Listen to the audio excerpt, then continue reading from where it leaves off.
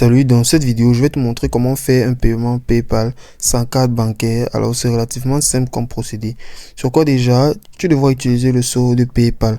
Alors, comment faire pour cela? Tu vas déjà venir à partir d'ici dans ton wallet ou portefeuille d'où je suis déjà.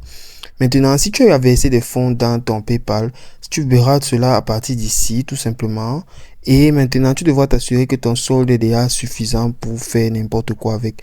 Lors du paiement, PayPal utilisera automatiquement ton solde pour pouvoir couvrir le montant. Et tu n'auras qu'à confirmer la transaction ainsi.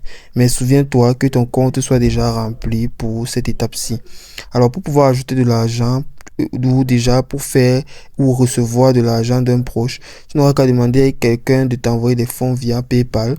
Déjà en venant sur Send and Request pour pouvoir avoir ton argent, en venant sur Request pour pouvoir faire ta demande, en entrant déjà ton nom d'utilisateur, ton mail et ton mobile, ainsi faire le virement bancaire car dans certains pays, il faut très savoir que tu peux transférer de l'argent depuis un compte bancaire lié à PayPal. Alors, ce sera aussi une option très valable pour cela. Déjà, autre option aussi sera de venir dans Wallet, tout simplement au portefeuille. En revenant déjà à partir d'ici, tu viendras sur compte bancaire pour pouvoir lier ton compte bancaire.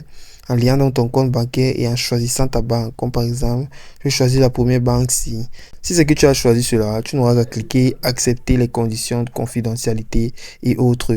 Ainsi maintenant, venant dans paramètres, en venant donc dans ton paramètre, tu vas donc descendre tout en bas jusqu'à la section Merchant ID ou bien alors IBAN ID.